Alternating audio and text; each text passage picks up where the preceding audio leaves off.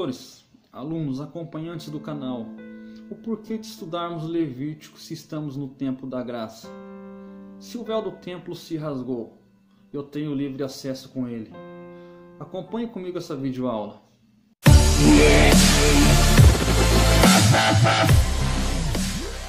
Estamos iniciando nosso terceiro trimestre da nossa escola bíblica dominical de 2018, que traz o tema para a gente de adoração, santidade e serviço, princípio de Deus para a sua igreja em Levítico. Eu estou sem a minha revista em mãos, mas eu tenho ela aqui em PDF aqui junto comigo. Gostaria de pedir para você acompanhar. Antes de mais nada, ative o sininho, se inscreva no canal, ative o sininho aqui do lado. Se inscreve e o nome de Deus vai ser louvado. Muito bem, meus irmãos. O nosso texto áureo da nossa lição está escrito no livro de Levítico, capítulo 26, o versículo 11, que diz assim: E porei o meu tabernáculo no meio de vós, e a minha alma de vós não vos enfadará. A nossa verdade prática está escrito assim: a verdadeira adoração a Deus compreende necessariamente nosso serviço voluntário, santo e amoroso ao seu reino. Muito bem, meus irmãos. Há uma concordância que o livro de Levítico seja um livro de difícil interpretação, voltada à orientação a respeito do exercício do ministério sacerdotal. O comentarista, o leitor, tem em mãos e mostra para a gente o livro de Levítico como um dos livros mais importantes da Bíblia Sagrada, tanto que ele vai nos mostrar a salvação por meio do sacrifício substitutivo de Jesus Cristo. Antes de mais nada, eu queria convidar vocês, para a hora que vocês tiverem um tempo sobrando, tempo de folga, a ler o livro de Levítico. Eu tenho certeza que vai ser de grande edificamento espiritual para a sua vida. Capítulo 11, versículo 44 desse mesmo livro diz assim: Portanto, se vós santificareis, sereis santo, porque eu sou santo. Um Deus santo sempre exigindo santidade, pois não existe outra maneira de se achegarmos até Ele senão buscarmos o caminho da perfeição, o caminho da santidade. Pastor Eliseu Rodrigues tem uma frase que eu amo muito quando ele diz assim, que o normal para o ímpio é pecar. Normal para o cristão não, normal para o cristão é ser santo. E a ideia de um Deus santo, para que a gente continue a honrar Ele, a buscar essa verdadeira santidade. Para compreendermos o livro de Levítico, temos que considerar 4 coisas muito importantes: a sua canonicidade, o seu gênero literário, a sua autoria e a sua data. Ponto 1. Canonicidade. O livro de Levítico ganhou lugar no cânon bíblico por ser reconhecido como livro de Deus e colocado perante a Arca da Aliança, junto ao tabernáculo. Deuteronômio capítulo 31, verso 26. Ele era conhecido por Isaías como o livro do Senhor. Uma coisa importante sobre este livro: por mais dele ser um livro de difícil compreensão, ele é um livro muito poderoso. Ele é um livro que mudou histórias de pessoas, sim. 2 Reis capítulo 22, o verso 8, vai dizer assim que Ilquias ele acha esse livro da lei que estava perdido, estava escondido durante o reinado de Amon e Manassés. Quando ele acha esse livro da lei, é uma grande descoberta incrível, pois foi escrito 800 anos antes do nascimento do rei Josias, dado por Deus, escrito pelo autor humano Moisés. A palavra vai dizer assim, 2 Reis 22:8, que quando ele acha esse livro da lei, o Safã lê o livro diante do rei, o rei alcança a misericórdia, o rei se humilha perante Deus, alcança a misericórdia de Deus ali para todo o povo que estava ali. O rei faz uma aliança com o Senhor diante de todo o povo, em guardar os mandamentos do Senhor. O rei Josias ele faz uma reforma onde ele pega os vasos que era consagrado a Baal e quebra tudo, tira tudo fora aquilo que não presta. Sacerdotes idólatras, ele derruba a casa dos sodomitas. Ou seja, resumindo, Josias elimina todas as abominações para cumprir o livro da lei, ou seja, esse Pentateuco.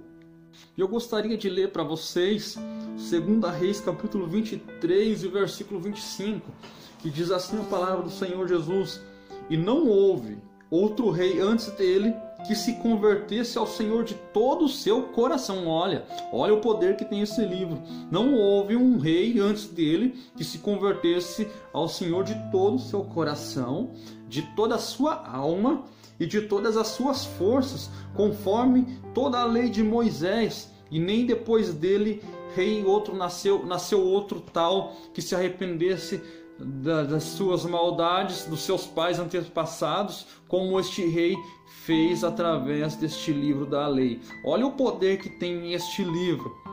Vale a pena a gente estudar. Gênero literário. O livro Levítico também pode ser considerado um manual do culto divino no Antigo Testamento. Eram leis de estatutos de purificação nacional, social e pessoal do povo hebreu. A nossa revista pede para a gente ler Levítico capítulo 17, versículo 7, onde o próprio Deus Santo fala para o povo não sacrificar demônios. De uma certa forma, alguns ou outros sacrificavam este povo, e a santidade de Deus exigia que eles fossem santos.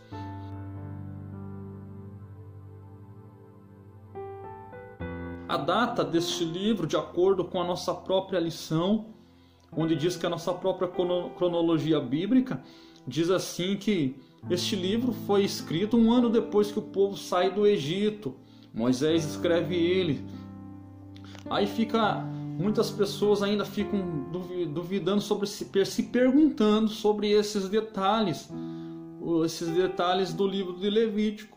Uma coisa que nos dá certeza e garantia e convicção para a gente ler sem medo de errar o que está escrito na palavra de Deus é que diz assim que no próprio livro de Levítico que Deus fala para Moisés e Moisés escreve.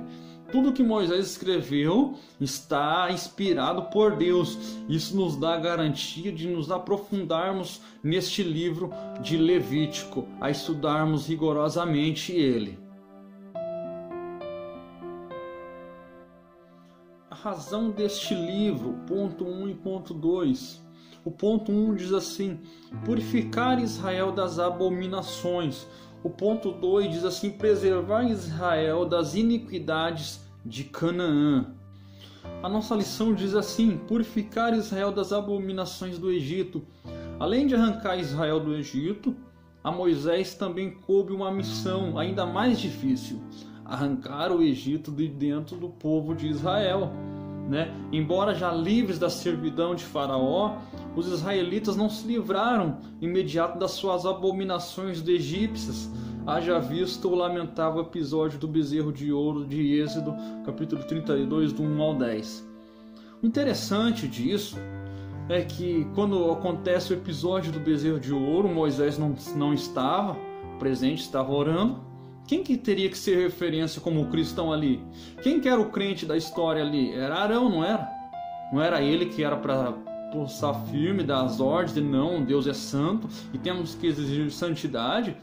Vemos que o próprio Arão, ele mesmo pega e constrói este bezerro.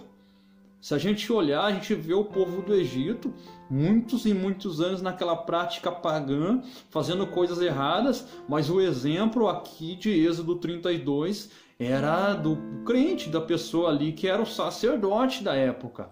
E quanto tempo a gente vê hoje pessoas que são o crente que deveriam ser este exemplo e hoje não são, estão com o Egito dentro de si, dizem ser crente, mas não conseguiram tirar o Egito de dentro deles.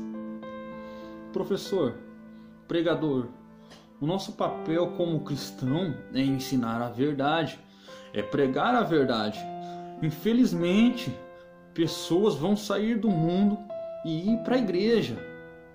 E depois que elas forem para a igreja, o mundo não vai sair delas. Interessante, você pode falar assim: eu não me convenci disso. A gente vê Moisés, vê os sinais do próprio Deus, quão grandes coisas Deus fez, e o povo desobediente, como sempre, em muitas das partes. Olhavam para os ídolos, lembravam dos ídolos, quando estavam ali perto de chegar a um certo lugar onde Deus determinou, porque o trajeto deles não seria grande, eles desobedeciam a voz de Deus e a promessa se achegavam cada dia mais longe. Hoje, se a gente vê as pessoas cristãos, né? A gente olha, a gente ser humano, não cabe a gente julgar, mas a gente não concorda. A gente tem que ser diferente. O nosso Deus santo exige santidade, sim. Temos que ser santo. Aí a gente vê a lição dizendo pra gente que foi para tirar o povo do Egito durou um dia. Agora, para tirar do Egito do povo, durou mais de 40 anos e ainda não foi possível. Infelizmente, professor, infelizmente, ouvinte, aluno, vai ter pessoas que vai estar dentro da casa de Deus, vai viver dentro da casa de Deus, vai morrer dentro da casa de Deus e não vai tirar o Egito de dentro dela. É bíblico. Se a gente olhar Mateus 25, a gente vai ver ali dois grupos de pessoas, as prudentes e as nécias. Se a gente olhar para as 5 prudentes, a gente vai ver o zelo que ela tinha pela presença do esposo, pela presença do noivo. Qualquer hora o noivo ia chamar e elas tinham que estar preparadas. A gente olha também as outras 5 cristãs, conheciam, saberiam que o noivo iria vir, mas dormiram e quando o noivo veio, ficaram para fora. Interessante a gente entender que o Egito ainda estava dentro dela. Só que a palavra de Deus é a única coisa que consegue tirar o Egito de dentro das pessoas. Então o professor vai ensinar, ensina com a verdade. O pregador vai ensinar, prega a verdade, pregador. Não deixa se levar pelo lugar. Ensina a verdadeira palavra. Tem muitas pessoas de dentro da casa de Deus que estão precisando de uma libertação, tirar o Egito de dentro de si. E a própria palavra diz assim, conheça a verdade e ela vai te libertar. E hoje a gente vê uma geração de pregadores, não todos, não generalizando todos, mas muitos não estudam, não lerem e ainda querem ir lá e enganar o povo. A palavra certa é enganar o povo. Por isso a gente tem que ter o cuidado, o zelo com este Deus, porque este Deus é santo. E a gente, inspirado por Deus e através da palavra, pregar para tirar o Egito de dentro delas.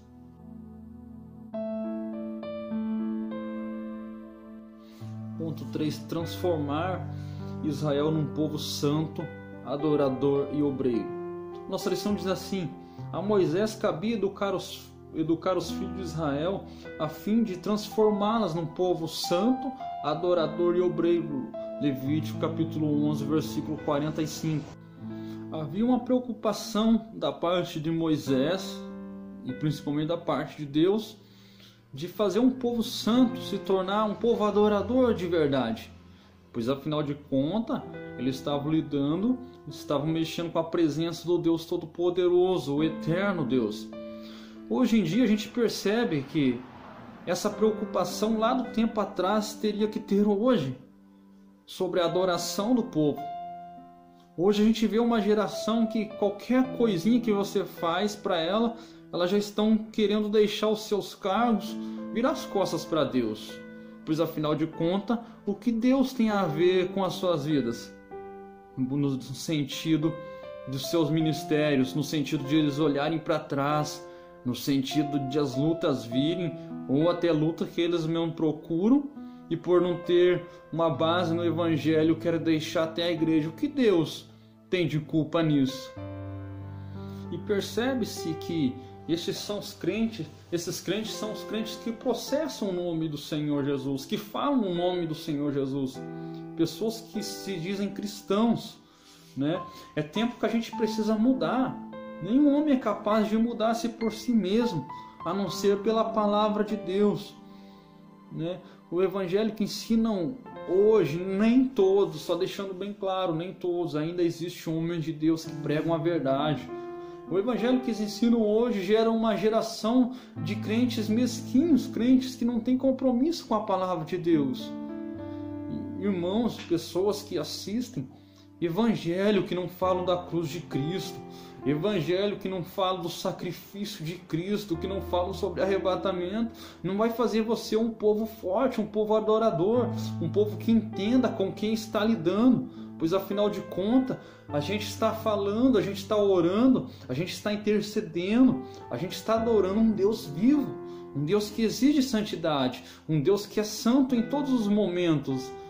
A gente que é o errado da história. Vamos procurar um lugar onde fale sobre o sacrifício de Cristo por nós. Moisés tinha uma preocupação para que o povo conseguisse exercer uma verdadeira adoração a Deus. Não era de qualquer jeito. Por que hoje em muitos lugares querem fazer as coisas de qualquer jeito? Essa preocupação tinha que voltar de novo das nossas igrejas. Essa preocupação tinha que ter de novo nos nossos púlpitos, nas nossas leituras. E não ler as coisas de qualquer jeito, e não fazer as coisas de qualquer jeito para Deus. Lembre-se, Deus é santo, sempre vai ser santo. Eu vou morrer, vai vir meus filhos, meus netos, você vai morrer, vai vir teus filhos e teus netos, se a trombeta não soar antes, e Deus vai continuar sendo santo, santo. Ele é santo. A gente tem que entender que a gente não está conversando com qualquer um, a gente não está adorando qualquer um, a gente está adorando um Deus santo.